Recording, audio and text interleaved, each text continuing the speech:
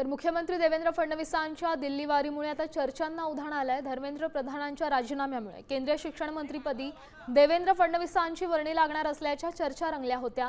संजय राऊतांनीही तसा दावा केला होता। मात्र या सगळ्या चर्चांना मुख्यमंत्री फडणवीसांनी पूर्णविराम दिला।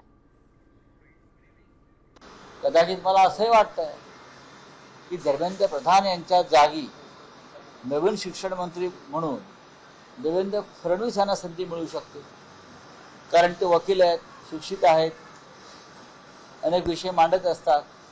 मला ही शक्यता जास्त वाटते, कारण केंद्रामध्ये जाण्यासंदर्भात सातत्याने चर्चा होत्या आणि आता योगायोगानं किंवा दुर्दैवानं फडणवीसांच्या HRD मिनिस्ट्री रिकामी झाली आहे, तर देवेंद्र फडणवीस यांना तिथे संधी मिळू शकते। भाऊ, हे सांगा, दिल्लीवरून तुम्ही काल आले, खूप बातम्या आल्या, चर्चा खूप आहे, वाढदिवस झाला आणि मी आज नागपुरात आहे, संध्याकाळी मुंबईत जाणार आहे।